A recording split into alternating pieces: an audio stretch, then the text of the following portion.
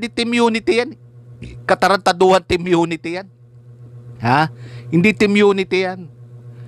Kaya lang nagsama yan dalawang yan para hindi mahati yung boto. Yun lang ang purpose nun. Di ba? Noong pa natin sinasabi yan, yung dalawang yan, nagsama yan dalawang yan, si Bongbong Marcos tsaka si Sara Duterte, ha? Para hindi mahati yung boto. Yun lang ang purpose nun. Pagkatapos ng eleksyon, nanalo na, talo-talo na yung mga yan. Eh wala yan eh. O kita mo, sila naglalaban eh. Sila oh. Team unity ba yan? Dapat nga mga nagtutulungan sila eh. 'Di ba? Nagsosuportahan sila eh. Wala eh. Dahil talagang hindi team unity yan. Team unitives. Oh, magkakakampi lang yan kung saan makikinabang. Oh, doon yung mga yan eh. Oh. O hindi ba magkakasama yung mga yan noong mga panahon na yon? 'Di ba? Yung huling filing ng candidacy, 'di ba?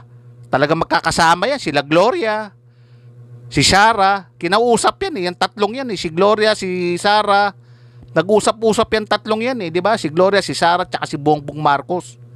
Nag-usap-usap yan eh. Oh, 'di ba? Oh, kailangan isa sa inyo bumaba. Hindi isa sa inyo magparaya, hindi pwede magsabay na tatakbong pagka-presidente.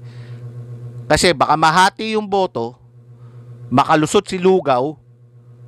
Oh, edi tapos tayo lahat dito. Tapos ang kaligayahan natin dito. Lahat tayo puro magnanakaw rito.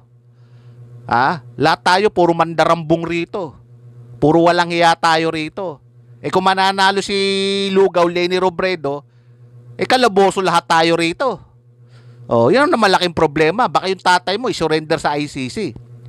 Kaya kailangan isa sa inyo bumaba eh. Oh, magparaya. Oh, hindi pwedeng sabay kayong tatakbo bilang presidente. Yan eh. Nag-usap-usap yan, tatlong yan eh. Kaya yan, hindi team unity para sa taong bayan. Team unity para sa kanilang sarili-sarili lang. Yan ang purpose niyan. Kaya nagsama yan dalawang yan. Ang purpose niyan, ha? Para hindi mahati yung boto. Yun lang ang purpose niyan. Bukod dun, wala na. Oh. Kanya-kanya na tayo. Talo-talo na tayo. Pagkatapos ng eleksyon, talo-talo na tayo. O, kita mo nangyayari ngayon. Sila nagkakagulo eh. 'Di ba? Sila nagkakasapangan eh. Para mga buhayang litaw eh. 'Di ba? Oh. Sarili lang nila iniisip nila eh. Ganib sa kapangyarihan, swapang sa kapangyarihan. Kaya dito ang politika rito hindi na naglilingkod eh. Hindi na naglilingkod ng politika rito. Sabi ko nga no, paulit-ulit ko, 'di ba? Ang politika rito hindi na naglilingkod, wala na yung sentro ng paglilingkod. Ang politika rito sindikato na. Ginagamit ang politiko para sa kanilang mga sarili-sariling hadikain. Agenda. Oh. Ginagamit ang politiko para sa kawalang-hiyaan nila, para makapagnakaw. Yun ang purpose niyan. Oh. 'Di ba? Hindi naman para tumulong eh. Ang purpose niya makapagnakaw. Oh. Gamitin yung kapangyarihan para sa kahayupan, kawalang-hiyaan. Isipin mo. Oh. 'Di ba? Sila oh. 'Di ba? Mga nag-aanuhan eh, nagkakagatan sila. Oh. Kaya dito walang loyalist dito. Oh. Ikaw loyalist ka. Eh ang tanong, yung sinusuportahan mo ba loyalist sa'yo? Eh ang tanong, ayun ang tanong eh. Ikaw loyalist ka sa kanila. Eh yung sinusuportahan mo, loyalist ba sa'yo? Hindi.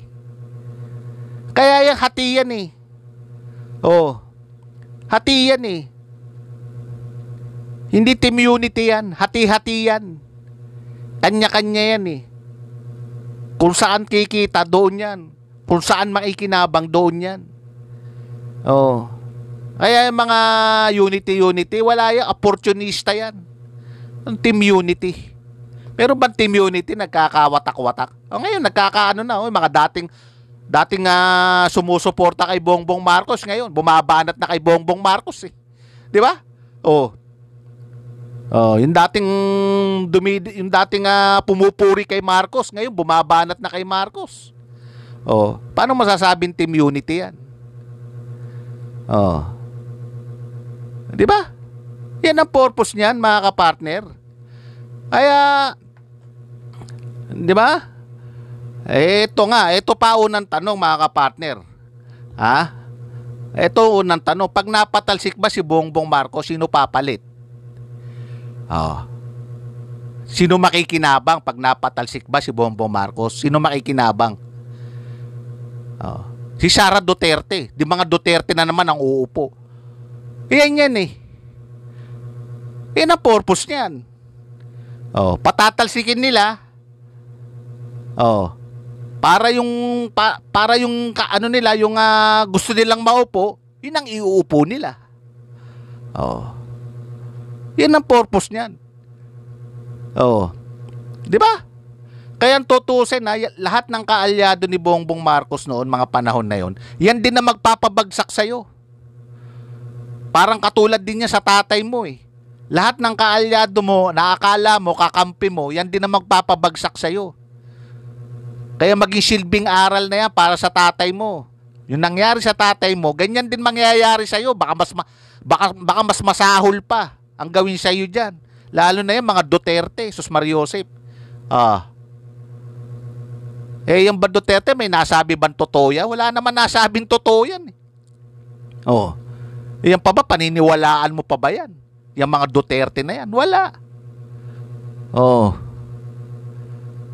Yan ang sinasabi natin, mga kapartner. 'Di ba? Yung mga kaalyado ni Bongbong Marcos noon, nung mga panahon ng eleksyon, mga kasama niya, mga kaalyado niya, yan. Sila Harry Roque, Panelo, sino pa ba? Sila Sara Duterte, Gloria, yan din ang magpapabagsak sa'yo. Hindi si Leni Robredo. Eto nga, sabihin ko kay Bongbong Marcos, baka si Leni Robredo, baka yung pamaging kakampi mo, bandang huli. 'Di ba? Baka yung pamaging kakampi mo, bandang huli.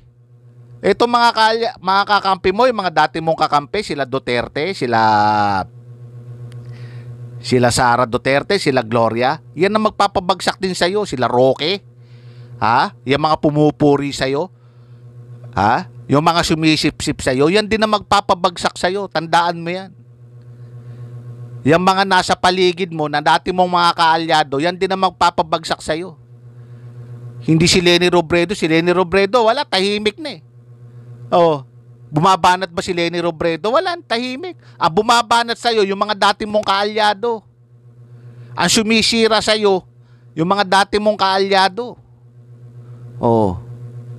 Ang bumabanat sa'yo, yung mga dating pumupuri din sa'yo, yung mga panahon na yun. Sinabi ko nga, baka bandang huli, sabi ko nga, baka bandang huli, baka si Leni Robredo pa maging kakampi mo niyan eh. Tatapatin na kita. 'Di ba? Bandang huli, baka si Leni Robredo pa maging kakampi mo niyan, bandang huli. Hindi mo pwedeng kakampihan sila Duterte. Siniraan ka nga niyan eh. 'Di ba? No mga panahon na 'yung pangangampanya, 'di ba, siniraan ka niyan? Nagko-cocaine ka raw. 'Di ba? Gumagamit ka raw ng cocaine. Nakasakay sa yate. Anak mayaman. Kumakandidato pagka-presidente, 'di ba? Siniraan ka pa niya si Duterte. Paano mo magiging kaalyado 'yan? Kaya Bongbong Marcos, sasabihin ko sa iyo, tatapatin na kita, gumising ka na. Gumising ka na. Hindi pwede ang pakaangkaang mo, baka isang gabi magulat ka na lang, wala ka na sa pwesto. 'Di ba? Isang gabi baka magugulat ka na lang, baka magaya ka pa sa tatay mo. Sino nagpabagsak sa tatay mo? Mga kaalyado rin niya eh. Mga dating kaalyado rin niya eh. Ang nagpabagsak sa tatay mo, ganyan din mangyayari sa iyo. Pagpakaangkaang ka diyan. Kaya sabi natin, kaya dito walang ano rito, hindi lahat ng kakampi mo ay kakampi mo talaga. Lalo na rito, ang laro sa politika rito, ibang klase laro sa politika rito eh. Ang laro rito, pag hindi ka pakikinabangan, talagang basura ka. Oh. 'Di ba? Talagang lalayasan ka kahit nakaalyado ka pa dati. Pag hindi ka pakikinabangan, talagang lalayasan ka. Ayun ang tandaan nyo. Ayun ang tandaan mo, Bongbong Marcos. Oh, hindi lahat ng kumakampi sa'yo talagang tunay mong kakampi. Dahil yung mga kakampi mo noon, nung panahon ng eleksyon, yan din na magpapabagsak sa'yo. Oh. Yan din na magpapatalsik sa'yo. Oh, kunwari, pinupuri-puri ka. Oh. Pero bandang huli, yan din na magpapatalsik sa'yo. Kaya dito, walang permanente rito sa politika. Walang loyalist dyan. Ano loyalist? Walang loyalist dyan sa politika. Ang politika rito, kung saan maikinabang, doon yung mga hayop na yan. Kung saan makakasabsab, doon yan. Kung saan makakapwesto, doon yan. Kaya ang politika rito, baboy na.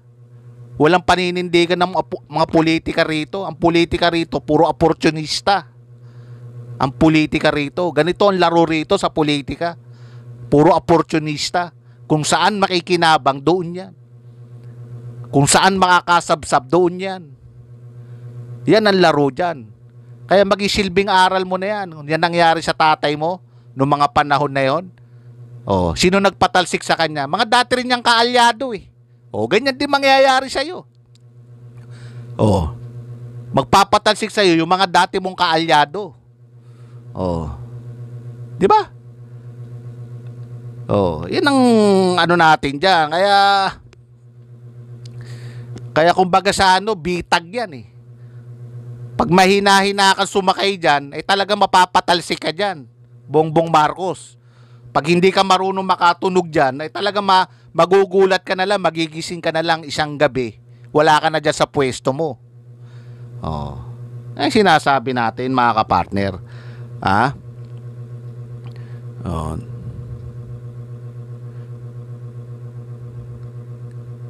Nadaling kay Rail Winston di alam ni Marcos may mga taong ahas sa kanya.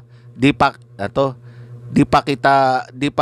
kita ni Bonggit talaga may ahas at may ahas diyan. Sigurado 'yan.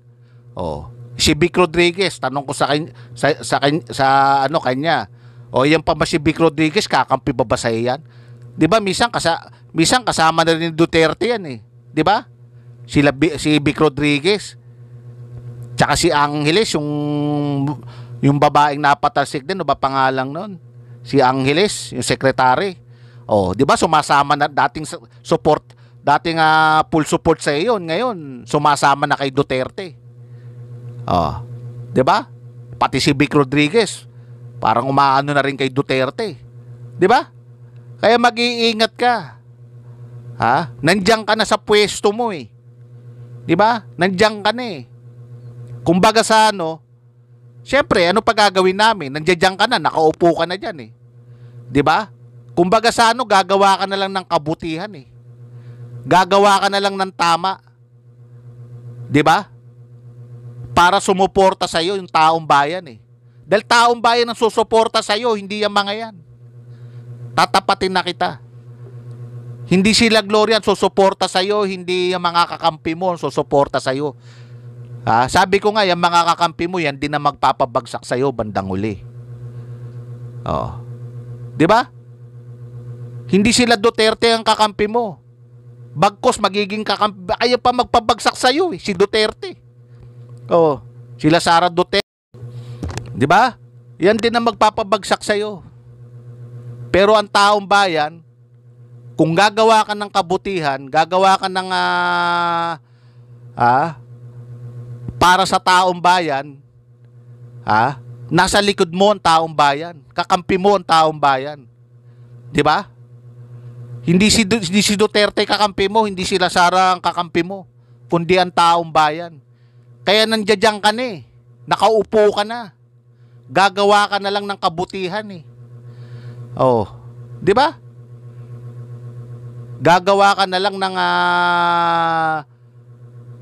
kabutihan sa taong bayan na ikabubuti ng taong bayan Yun na lang ang gagawin mo para kumampi sa iyo ang taong bayan. 'Di 'Di ba? Yun na lang ang gagawin mo kasi wala na kami wala na magagawa taong bayan, nakaupo ka na eh.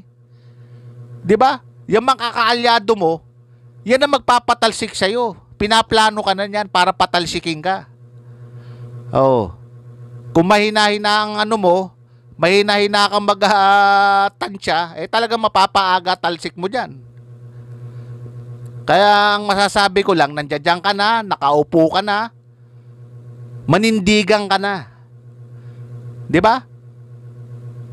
Manindigan ka, ipaglaban mo ang taong bayan para kumampi sa'yo ang taong bayan. Huwag mo ipaglaban sila Duterte dahil wala kang mapapala dyan. Baka ngayon pala pinag-iisipan, 'di ba? Baka ngayon pala pinag-iisipan ka na kung paano ka